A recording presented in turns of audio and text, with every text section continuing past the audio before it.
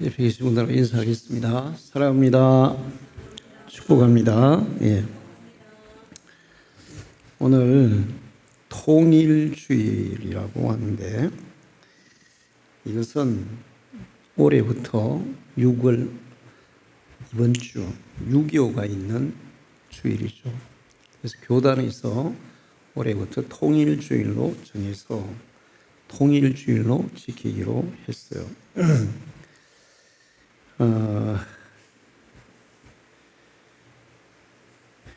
통일이 돼야 된다고 생각하십니까? 안 돼도 된다고 생각하십니까?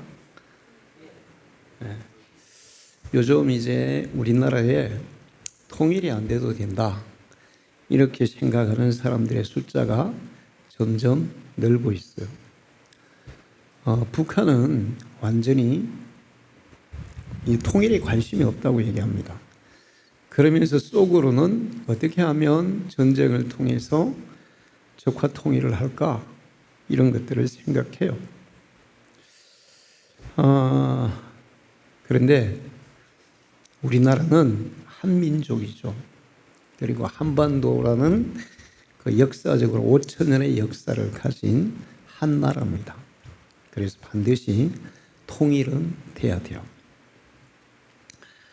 오늘 성경 말씀은 이스라엘이 남북으로 분열이 돼서 북쪽이 아시리아에 망하고 남쪽이 바벨론에 망했어요. 그래서 이제 이스라엘은 더 이상 희망이 없다. 이제 이스라엘은 다시는 나라가 세워지지 못하는 것 아니냐. 그렇게 절망적인 가운데 있을 때 하나님께서 에스겔 선지자를 통해서 내가 장차 이스라엘을 다시 통일 왕국으로 만들어 주겠다. 그런 약속을 하시는 말씀이에요. 에스겔 선지자에게 막대기를 하나 가져다가 그 위에 유다와 그 짝 이스라엘 자손이라 그렇게 쓰고 또 하나는 그 위에 에브라임과 요셉과 그 짝 이스라엘 족속이라고 쓰고 그거를 하나로 이제 연결해라. 그것처럼 북왕조와 남왕조가 다시 하나로 통일돼서 통일 이스라엘을 이루도록 해주겠다. 이런 약속의 말씀이에요. 이스라엘은 기원전 1000년경에 다윗이 왕이 되면서 통일 왕국을 이루었어요. 그전에는 완전히 우리나라의 옛날에 가야시대 같은 그런 부족국가 체제였습니다. 그러다가 다윗이 통일 이스라엘을 이루고 통일 왕국을 세웠어요. 그리고 70여 년간 이 통일 왕국이 유지됐습니다. 그러다가 다윗의 손자 르호보암 왕 때에 이제 남북이 분열이 됐어요. 그래서 북왕조 이스라엘과 남왕조 유다 두 나라가 세워졌습니다. 그리고 계속해서 북왕조와 남왕조는 서로 다투고 싸우고 가끔가다 연합할 때도 있었어요. 그러면서 서로를 적대시하면서 지냈는데 300년이 지난 후에 북왕조는 아시리아에 의해 멸망을 당해서 이 이스라엘 본토에서 이스라엘 민족들이 다 쫓겨나요. 그리고 이스라엘 이 본토에는 아시리아 사람들이 이주해 옵니다. 그리고 100년이 지나서 남왕조 유다도 586년에 바벨론에 의해서 멸망을 당해요. 그러면서 이스라엘은 이제 나라 자체가 완전히 없어져 버린 거예요. 그런 상태에서 하나님께서 내가 다시 이스라엘을 통일 왕국으로 만들어 주겠다. 이런 약속을 하신 겁니다. 그런 상황에서 그 하나님의 말씀이 믿어지겠습니까? 안 믿어지겠습니까? 안 믿어지겠죠. 이스라엘 백성들 무슨 꿈 같은 얘기를 하나님이 하시냐고 생각했을 것입니다. 우리나라는 1945년에 해방이 되면서 남북이 나눠졌어요. 이스라엘의 역사와 우리나라의 역사는 그 역사가 거의 비슷해요. 우리나라는 5,000년의 역사를 가지고 있죠. 그러니까 기원전 2333년에 당군이 나라를 세우고 이제 지금까지 하면 거의 5,000년의 역사를 가지고 있어요. 이스라엘도 거의 그 시대에 아브라함부터 하면 거의 5,000년의 역사를 가지고 있습니다. 그런데 1945년에 해방이 되면서 우리나라는 남북이 나눠졌어요. 그래서 1948년도에 남쪽은 대한민국으로 건국을 하고 북쪽은 조선인민민주주의공화국이라는 이름으로 나라를 세웠습니다. 그리고 지금 2026년 80년 동안 서로 수없이 싸우고 대처하고 6.25라는 동족 상잔의 비극을 겪으면서 지내왔어요. 근데 이런 이스라엘도 그렇고 우리나라도 마찬가지지만 남북의 분열은 국력을 약화시킵니다. 그리고 엄청나게 국력을 소비시킵니다. 공산주의를 택한 북한은 전 세계에서 가장 못 사는 나라로 전락했어요. 다행히 남쪽은 하나님도 믿고 민주주의, 자유민주주의를 선택해서 지금 우리나라는 여러 가지 분야에서 세계를 주도하는 세계 10대 강국에 들어가는 그런 나라로 발전했습니다. 이스라엘은 왜 분열이 됐을까? 이스라엘의 분열은 한 가지 이유예요. 하나님이 선택한 하나님의 백성이 자기들을 선택해 준 하나님을 거역하고 하나님을 배신하고 우상 숭배하고 하나님의 말씀에 반하는 그런 삶을 살았기 때문에 하나님이 버리셨습니다. 그래서 나라가 나눠졌고 결국에는 나라가 멸망까지 갔던 거예요. 그럼 우리나라 남북은 왜 남북으로 나눠졌을까? 우리나라가 자력으로 해방이 됐다면 남북은 나눠지지 않았을 거예요. 우리 힘으로 해방이 안 되니까 남쪽은 미국이, 북쪽은 소련이 이렇게 간섭을 하면서 나라가 나눠졌습니다. 이거는 역사적으로 드러난 그런 이유예요. 근데 저는 이 역사적으로 드러난 이유 말고 그 이면에 있는 영적인 이유가 있다고 생각해요. 그 뭐냐면 일제시대 때 북한은 남한보다 훨씬 더 신자들이 많았어요. 교회도 훨씬 크게 부흥했어요. 그리고 북한 평양에서부터 그 1907년 놀라운 대부흥운동이 일어났습니다. 성경에 나오는 오순절의 그 성령의 역사가 북한의 평양에서 일어났어요. 그런데 그 평양에서 목사와 장로들이 모여서 신사참배, 일제의 우상숭배에 굴복했습니다. 우상숭배는 국가의례라고 그렇게 포장을 해서 우상숭배를 하도록 결의를 했어요. 그리고 우상숭배에 반대해서 핍박을 받고 감옥에 가고 고문을 당하던 주기철 목사님을 파면했어요. 여러분 생각해 보세요.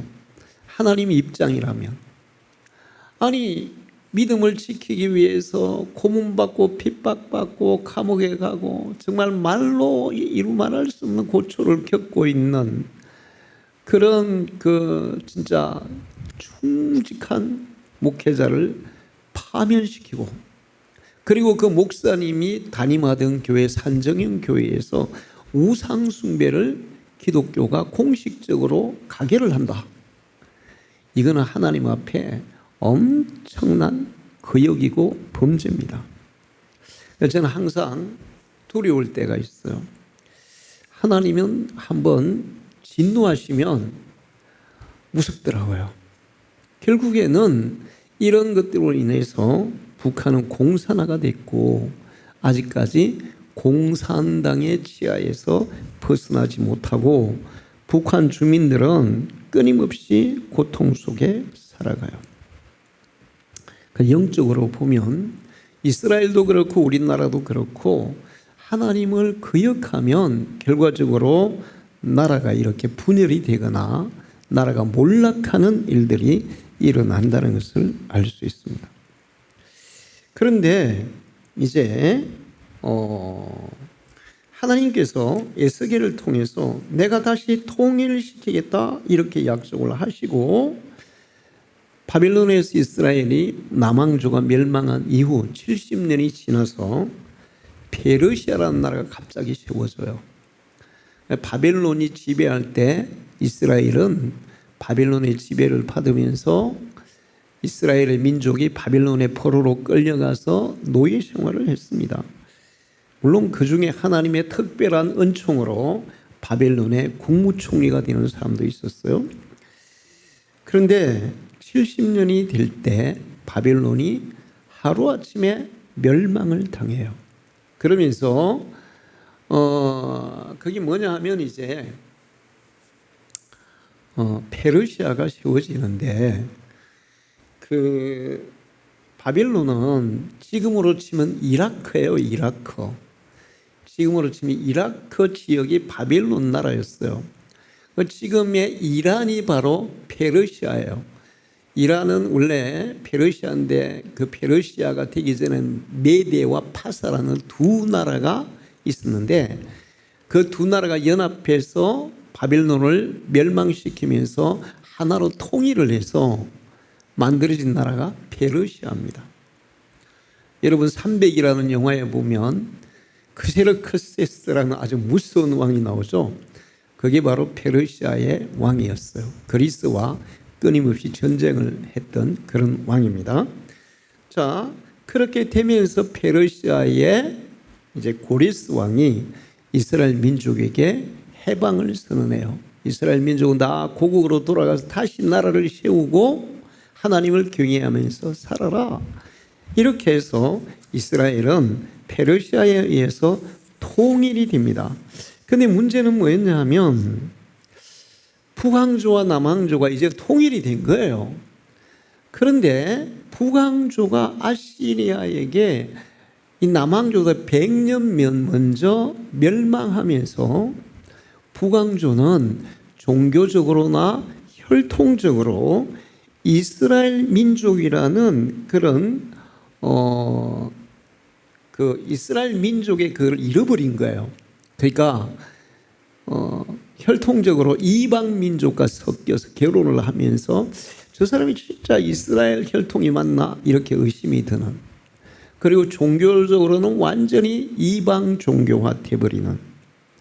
그래서 정작 통일이 됐지만 남왕조 유다를 중심으로 이스라엘이 세워지게 되고, 북왕조 사람들은 남왕조 유다 백성들에 의해서 멸시를 받는, 야 너희는 이스라엘 민족 아니야, 혈통적으로도 아니고 종교적으로도 아니야.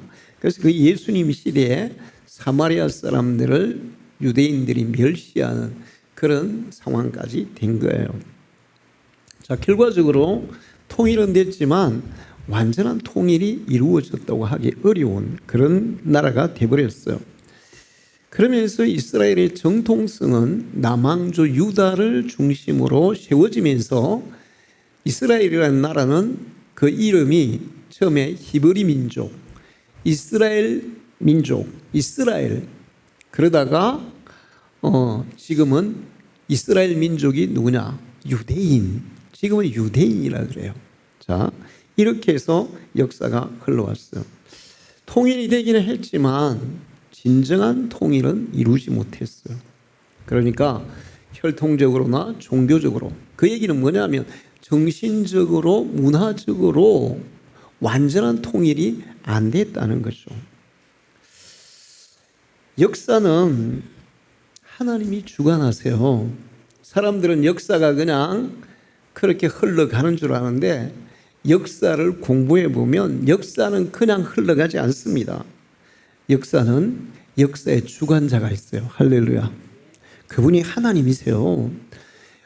왜 우리는 역사의 주관자 하나님이라고 확실하게 알 수 있냐 하면, 하나님께서 이 바벨론 나라를 세우실 때 그때부터 인류의 역사가 세계의 제국이 어떤 식으로 흘러갈 것을 미리 예고해 줬어요.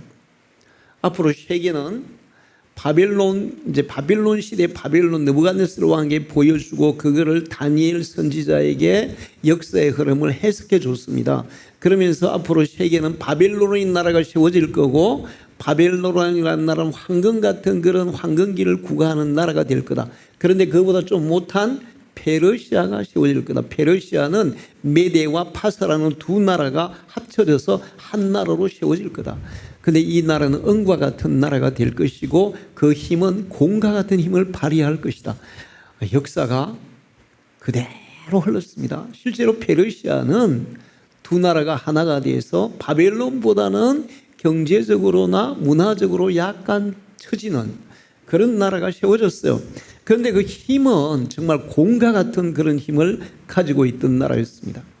그러다가 이 페르시아는 이제 표범과 같은 나라에 의해서 멸망을 당할 것이다. 근데 그 표범이 어떤 표범이냐? 두 날개를 가진 표범이다. 순식간에 이 표범은 세계를 장악할 것이고 세계를 지배하게 될 것이다. 이게 이제 다니엘의 예언에 나왔는데 결과적으로 페르시아가 그리스와 전쟁을 해서 그리스의 세계적으로 아주 유명한 그 대왕이 있어요. 누구예요? 알렉산더 대왕이에요. 알렉산더에 의해서 순식간에 페르시아가 평정이 되고 알렉산더는 인도까지 점령하는, 그러면서 순식간에 세계를 점령해버리는 날개 달린 표범처럼 그렇게 세계를 점령했는데 성경에는 또 이 알렉산더 빨리 죽을 거라고 예언도 하고 있어요. 이 표범 같은 나라의 왕이 빨리 젊을 때 죽을 거야. 그리고 이 나라는 또 네 나라로 쪼개질 거야. 이게 있기 전에 이 페르시아나 그 그리스라는 나라가 생기기 전에 알렉산더 대왕이 생기기도 몇백 년 전에 하나님이 다니엘 선지자를 통해서 역사의 흐름을 보여주셨어요. 그리고 예고하게 했어요. 그대로 흘러왔어요. 알렉산더가 죽고 그 나라는 자기 부하 장군들 4명에 의해서 4나라로 나누어집니다. 그러다가 또 그리스도 어떤 나라에 멸망을 당합니까? 로마에 의해서 멸망을 돼요. 로마라는 나라는 괴물 같은 짐승으로 표현하고 있어요. 정말 사자나 곰이나 그다음에 표범이 감당할 수 없는 어마무시한 그런 동물로 표현되는데, 그러면서 그 로마가 세계를 지배할 거라고 그렇게 흘러왔어요. 그리고 로마도 결국에는 멸망하게 될 것이고 마지막 때에는 세계 수많은 나라가 서로의 어떤 그런 그 유익을 위해서 서로 협력하고 서로 이렇게 연결하고 연합하고 하지만 완전한 연합은 안 이루어진다. 그러면서 마지막 역사는 하늘에서부터 돌이 날아와서 그거를 쳐서 인류 역사가 끝이 나고 돌의 역사가 시작될 거다. 하늘에 뜬 돌은 뭘 의미하냐? 바로 예수 그리스도의 재림을 의미한다고 말씀하고 있어요. 할렐루야. 자, 우리는 역사의 주관자가 하나님이라는 거, 성경의 하나님이 내가 이렇게 역사를 이끌어 갈 거야 말씀하신 대로 역사가 흘러왔고 그대로 흘러가기 때문에 우리는 하나님이 역사의 주관자라는 것을 확실히 알 수 있어요. 할렐루야. 여러분, 세계에 유명한 예언자들이 많은데 그 사람들의 예언은 사실 맞지도 않고 맞아봤자 아주 지엽적인 아주 작은 일들이에요. 근데 하나님은 작은 일들도 선지자들을 통해서 예언했지만 이런 역사의 큰 흐름을 앞으로 역사가 어떻게 흘러갈 거야, 내가 어떻게 역사를 이끌어갈 거야 말씀하시고 그 말씀하신 대로 역사가 흘러왔기 때문에 하나님이 역사의 주관자라는 것은 증명되는 거예요. 할렐루야. 그런데 이런 성경의 내용이 아니더라도 여러분, 역사책을 보면 우리나라 역사도 있죠. 제가 여러분도 다 학교에서 국사를 공부했죠. 단군 시대로부터 해서 쭉 공부했어요. 우리 여기 도서실에 스무고늘의 만화 역사책이 있어요. 근데 그게 만화로 그려져 있지만 그 실제적으로 내용은 굉장히 자세하게 이렇게 뭐 일반 만화처럼 그렇게 뭐 야뻥 막 이런 게 아니에요. 그냥 자세하게 글이 이렇게 다 쓰여 있어요. 그림으로 표현했을 뿐이지. 제가 그걸 한번 쭉 읽어봤는데 결론이 뭐였는지 아세요? 우리나라의 역사도 하나님이 주관하셨다. 할렐루야. 이거는 제가 신앙적인 그런 시각에서 읽은 게 아니고 그냥 우리나라 역사를 한번 알아보자는 차원에서 읽었는데 마지막 내리는 결론은 우리나라 역사도 하나님이 주관하셨구나. 이거를 분명히 느낄 수가 있었어요. 전 세계 나라는 마찬가지예요. 하나님이 흥한다 면 흥하고 하나님이 망하게 한다 그러면 망하는 거예요. 하나님이 나라를 분열시킨다 그러면 분열되는 거고 하나님이 나라를 통일시킨다면 통일되는 거예요. 자, 우리나라는 이제 통일이 돼야 돼요. 우리는 그리스도인들은 더더욱 우리나라의 통일을 꿈꾸고 우리나라의 통일을 희망하고 기도하는 사람이 되어야 될 줄 믿습니다.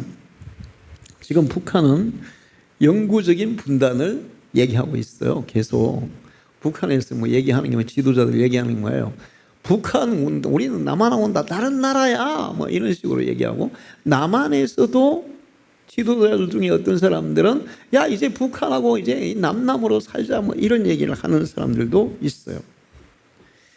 근데 차라리 정말 완전히 남과 북이 남남으로 서로에게 전혀 상관하지 않고 북한은 북한대로 우리는 우리대로 산다면 차라리 그냥 괜찮을 수도 있습니다.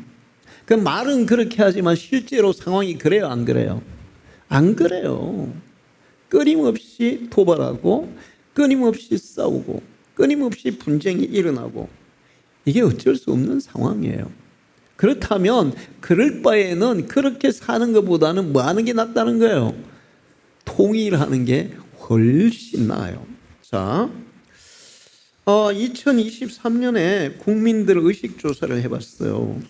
통일에 대해서 어떻게 생각하냐 그렇게 물었더니 통일은 꼭 해야 됩니다 하고 대답한 비율이 18%였어요.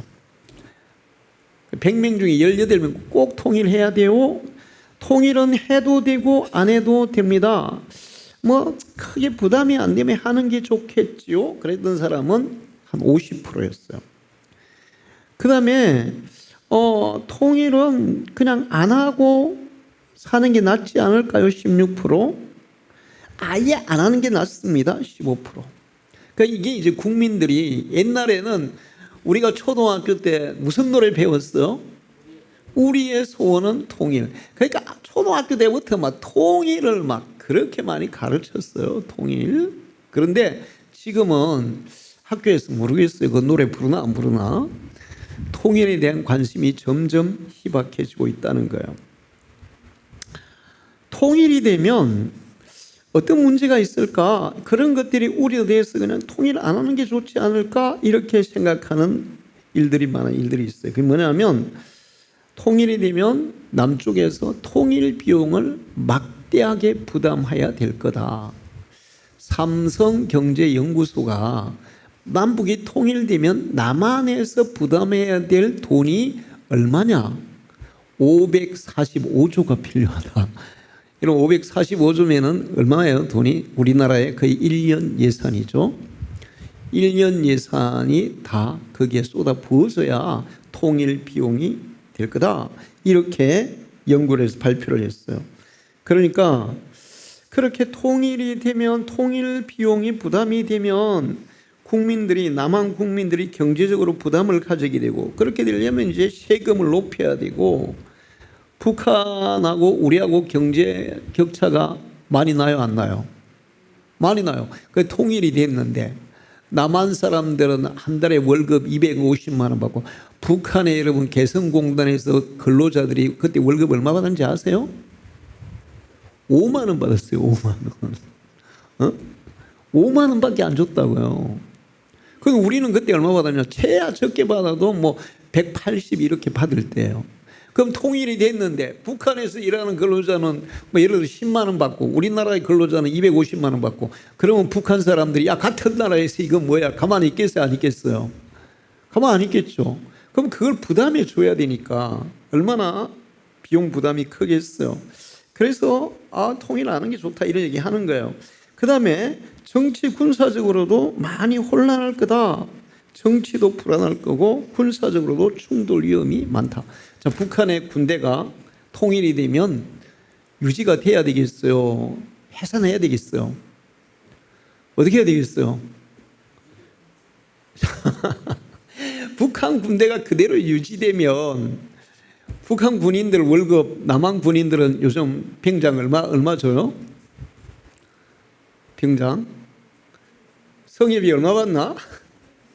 120만 원. 120만 원. 좀 있으면 그 200만 원 간다는데 북한 군인들은 얼마 받을까요? 10년 복무해봤자 10만 원도 못 받아. 그러면 똑같이 군인인데, 아니 남한은 거의 뭐 200만 원 받는데 북한군이 10만 원 주면 북한 군인들 가만히 있겠어요? 총도 있고 무기도 다 있는데. 그러면은 이제 내전이 일어나는 거예요. 그런 뭐 불안정한 요소가 있다. 그래서 통일은 좀 어렵지 않냐 이런 얘기 하는 거예요. 그 다음에 실업률이 증가하고 범죄도 증가할 거다. 이게 이제 사회적으로 서로 이렇게 격차가 나면 반드시 범죄가 증가하게 돼 있어요. 그리고 실업률도 증가할 수밖에 없죠. 그리고 북한 사람들이 대량으로 남한으로 이주해 올 거다. 여러분 지금 북한에서 남한으로 남한으로 이렇게 들어온 주민이 얼마나 되는지 아세요? 대충 몇 명이나 될까요? 한 3만 명 정도 된다고 얘기해요. 그런데 그 남한에서 이렇게 북한에서 온 분들이 정말 잘 정착을 하고 있을까요? 잘 못하고 있을까요? 잘 못하고 있다고요. 응? 제가 아는 목사님 중에 한 분이 저기 창원으로 가다 보면 좌측에 무슨 마을이 있어요. 거기 북한 이주민들이 많다더라고요. 근데 그 목사님 사모님이 얘기하는데 북한 이주민들은 정말 힘들대요. 정말 힘들대요. 전도하기도 힘들고 대화도 힘들대요. 또 우리 아는 목사님 아들 한 명이 충청도에서 이주민 목회를 해. 북한 이주민들만. 근데 하는 얘기가 뭐냐 하면 너무 힘들대요. 나는 그 아들하고 한번 얘기해 보고 싶어요. 사촌만큼 힘들다 한번 얘기해 보고 싶어요. 그러니까 이게 쉬운 문제가 아니라는 거죠. 국제 관계에도 주변 나라들이 과연 우리의 통일을 곱게 볼 것이냐, 회방 놓을 것이냐, 뭐 여러 가지 문제점들이 있다는 거예요. 자, 그런데 이런 부정적인 요소만 있는 게 아니라는 겁니다. 남북이 통일되면 우리나라 경제는 폭발적으로 발전할 거다. 우리의 기술과 북한의 자원과 또 우리의 기술과 북한의 인력이 결합되면 우리나라 경제는 엄청난 속도로 발전할 거다. 그리고 대한민국이라는 이 국가 브랜드 이미지가 상승할 거다. 지금은 외국인들이 우리나라에 투자할 때 어떤 리스크를 걱정할까요? 혹시 전쟁 나면 어떡하지? 그 투자하려다가도 멈칫멈칫하는 경우. 근데 남북이 완전히 통일이 됐어. 그러면 막 세계에서 투자하려고 그래서 안 하려고 그러겠어요. 서로 하려고 그러지. 왜 그런가 하면 우리나라에 기술이 있죠. 그 다음에 뭐 경제력도 있죠. 그 다음에 인력도 있죠. 자원도 있죠. 그러면은 뭐 아마 세계에서 막 투자하려고 그럴 거예요. 자, 좀 전에는 부정적인 이야기, 지금 긍정적인. 그 다음에 이제 우리나라 인구가 8천만 명으로 늘어나요. 8천만 명으로 늘어나고, 그 다음에 그 북한의 풍부한 지하 자원을 개발하면 엄청난 고용 증대 효과도 있을 거다. 그러니까 결과적으로는 단기적으로는 혼란과 어려움이 있겠지만 장기적으로 보면 통일하는 것이 안 하는 것보다 1000배, 10,000배의 좋은 효과가 있다는 거예요. 할렐루야. 우리는 통일 비용을 지불하기 위해서 조금 힘들게 살 수도 있어요. 그러나 우리가 조금 힘들더라도 우리의 후손들 2세, 3세, 4세가 정말 안정된 나라에서, 번영된 나라에서 세계를 막 호령하면서 산다면 우리가 조금 희생하더라도 그걸 선택해야 되겠습니까? 안 해야 되겠습니까? 선택해야 되는 거예요.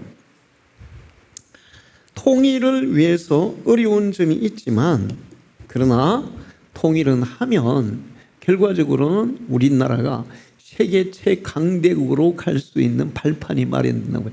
저는 항상 기도하면서 그런 생각해요. 북한이 지금 우리가 북한을 제일 무서워하는 게 뭡니까? 뭐예요? 핵무기죠, 핵무기. 핵무기 빼면 북한은 우리하고 게임이 돼야 안 돼요. 게임이 안 돼요. 재래식 무기로 쏴가는 북한이 있잖아요. 서울 불받으면 안 된다는데 서울에 방사포 2만 문 순식간에 막 한 20만 발을 쏴도 서울이 파괴 안 됩니다. 서울의 아파트는 콘크리트로 만들어져서 대포 가지고는 파괴가 잘 안 된대요. 그리고 웽 하는 순간에 서울 시민들은 다 어디로 대피할까요? 지하철로 대피하면 대포 가지고는 절대로 안 깨져. 머리털 하나도 안 상해. 북한이 우리나라 서울 공격할 때 우리나라에 있는 그 K9부터 해가지고 천무부터 우리나라의 미사일들이 가만히 있을까요? 5분 안에 발사하는 원점을 다 폭파시켜버려요. 게임이 안 되는 거예요. 자, 그런데 어쨌든 그렇게 해서 통일이 되면 엄청난 많은 희생과 경제적, 또 외국에서 또 우리나라에 막 대번에 투자를 뺄 것이고 엄청난 손실이 있기 때문에 어쨌든 간에 우리는 평화적으로 통일을 해야 될 줄 믿습니다. 그런데 우리가 북한의 핵무기가 무섭잖아요. 다른 거는 무서운 거 없어. 근데 저는 통일이 된다면 북한의 핵무기는 누구께 됩니까? 누구께 됩니까? 우리 여러분 어릴 때 손 안 대고 뭐 한다 그래요? 코 푼다. 그래요. 우리 가만 앉아서 핵무기다 우리가 딱 수거하면 이제 세계가 대한민국에 대해 까불겠어요? 못 까불겠어요? 아무도 미국이고 러시아고 중국이고 아무도 못 까불어. 그거 우리가 다 가지고 있는데 어떻게 까불어요? 군사력 남북이 합치면 군사력은 세계 1위로 거의 갈 것이고 핵무기까지 있으면 어느 나라가 감히 넘보겠어요. 저는 그래서 빨리 통일이 돼서 북한의 핵무기가 그냥 개발한 게 다 자연스럽게 우리나라 것이 되기를 그렇게 기도하고 있는데 여러분도 그렇게 기도하십시오. 자, 근데 제가 이제 이 통일 문제에 대해서 설교 준비를 하면서 조금 찾아봤어요. 세계적으로 분단이 됐다가 통일된 나라들이 있습니다. 그러니까 두 나라를 예를 들어볼게요. 한 나라는 독일이고 한 나라는 예멘이라는 나라예요. 독일은 통일을 했습니다. 잘 했습니까? 잘 못했습니까? 독일 잘했을까요? 잘 못했을까요? 잘 했어요. 처음에는 조금 혼란이 있었지만 지금은 통일을 하는 바람에 독일은 유럽에서 가장 부강한 나라가 됐어요. 할렐루야. 자, 그런데 이제 독일이 통일되는데 세 가지를 우리가 생각을 해야 돼요. 첫째는 뭐냐면 독일이 그렇게 잘 통일을 할 수 있던 비결이 뭐냐? 이제 지금 우리나라가 통일이려면 남한이 북한에게 많이 원조를 해가지고 북한 사람들의 마음을 살살 녹여가지고 해야 된다 이런 얘기를 하잖아요. 독일이 그렇게 했으면 아직도 통일을 못했을 거라고 얘기해요.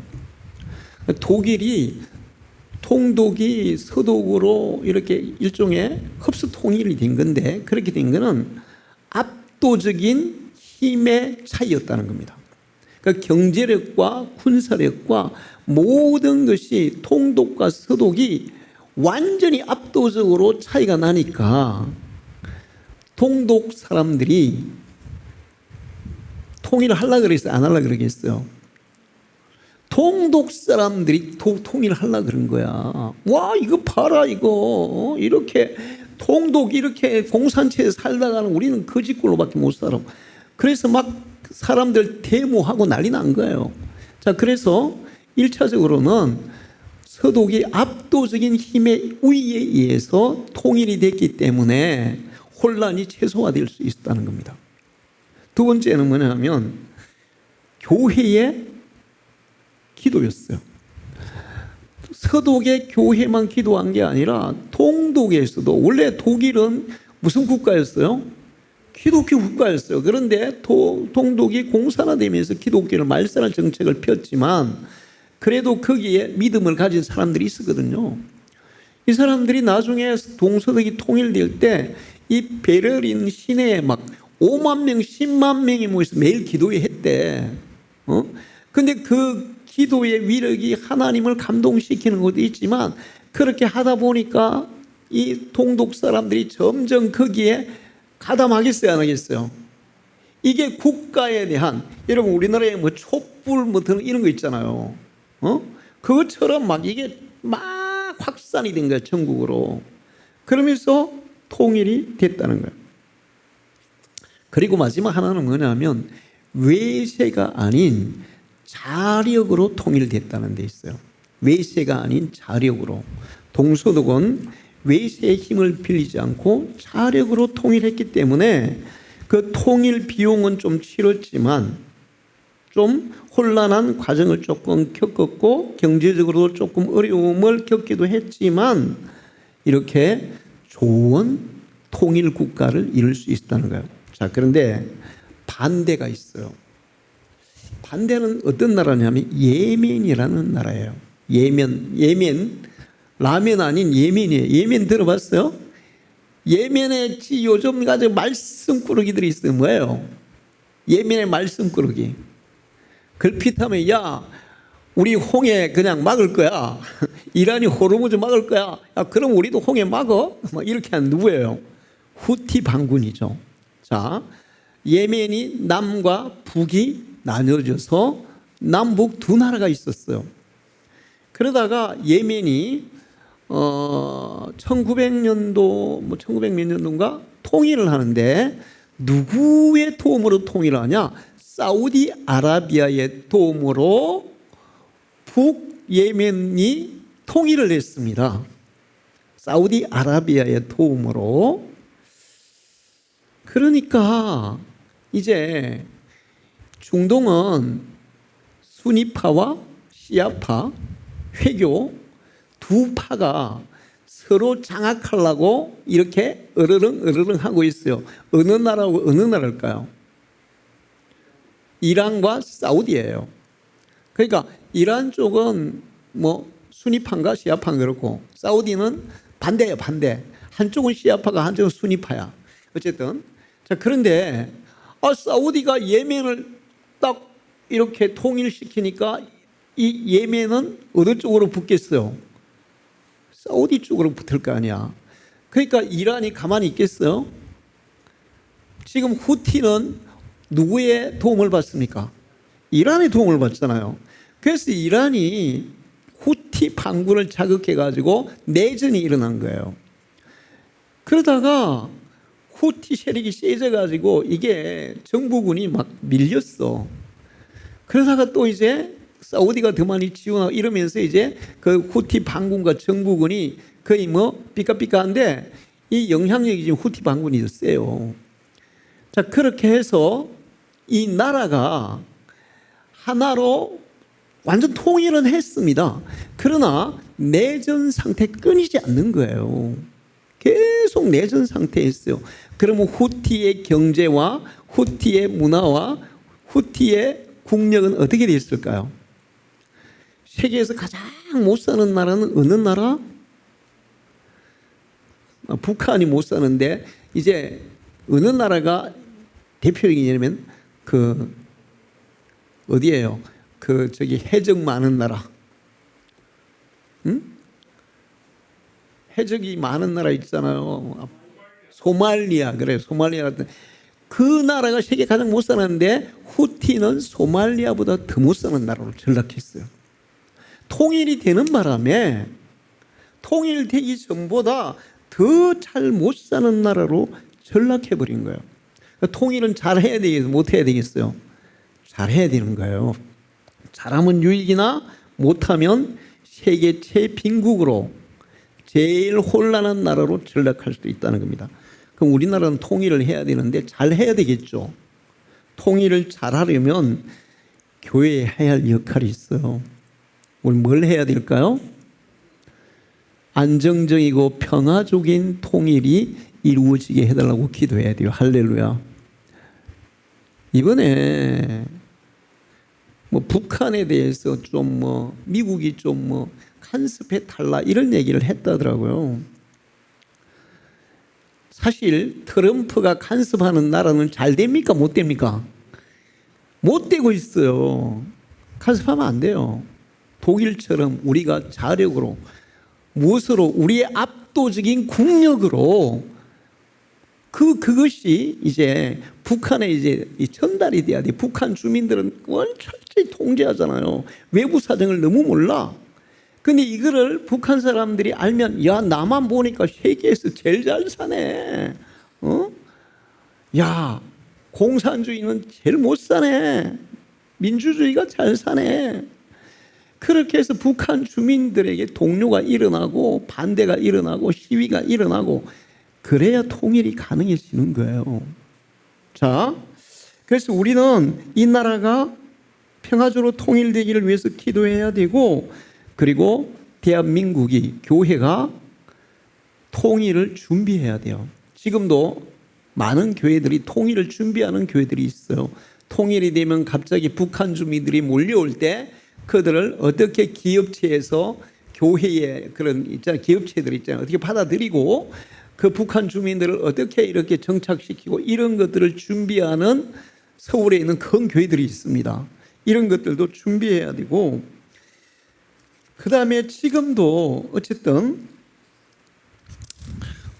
우리 대한민국이 영원히 분단국가라고 하면 안 되는 한민족이라는 한나라라는 그런 정신을 가지고 국민들을 좀 이렇게 의식을 깨우는 그런 역할을 해줄 필요가 있어요. 어쨌든 간에 중요한 것은 우리나라의 발전상을 북한 주민들이 알게 해야 되는데 우리나라에서 무슨 정책을 썼어요? 북한은 그냥 우리나라 K-팝만 들어도 어떻게 합니까? 고등학생들도 공개 총살을 해버리는데, 근데 북한 방송이 있었어요. 북한 방송 그때 금지해버렸다고요. 북한 방송을 해야 돼. 저는 그 풍선 보내는 거 거기에 대해서 좋은 것도 있고 나쁜 것도 있고 이렇게 생각하는데, 어쨌든 간에 우리의 이런 사항을 북한 주민들이 알릴 필요가 있어요. 그렇게 해서 우리는 통일을 향해서 가야 됩니다. 여러분, 앞으로 우리 성도들이 이 나라는 통일돼야 된다, 그런 희망을 가지고 통일을 위해서 더욱더 기도하고 또 통일을 홍보하는 그런 역할을 하시기를 축원합니다. 기도하겠습니다. 하나님 아버지, 오늘 저희들 통일주의를 맞이해서 하나님의 귀한 말씀을 배웠습니다. 이 나라는 한 나라이고 한 민족이고 5,000년의 역사를 자랑하는 위대한 민족입니다. 이 나라가 반으로 나눠져서 북한 주민들이 고통받고 살아가고 있습니다. 남한은 참 자유를 누리면서 모든 면에서 세계적인 나라로 부상하고 있습니다. 속히 이 나라가 평화적으로 하나 되어서 하나님이 주신 이 축복을 북한 동포들과 함께 나누게 하시고 또 힘을 합쳐 이 나라가 더욱더 부강한 나라로 서서 전 세계에 하나님의 평화를 심는 그리스도의 복음을 전하는 귀한 사명 감당하는 나라가 될 수 있게 주시옵소서. 이 일을 위해서 우리 성도들이 더욱 기도에 힘쓰게 하시고 또 통일을 홍보하게 하시고 통일을 위해서 우리 교회들이 해야 할 것이 무엇인가를 다시 생각하며 작은 것부터 차근차근 준비해가는 우리 한국 교회가 되게 해 주옵소서. 예수님의 이름으로 기도하옵나이다. 아멘.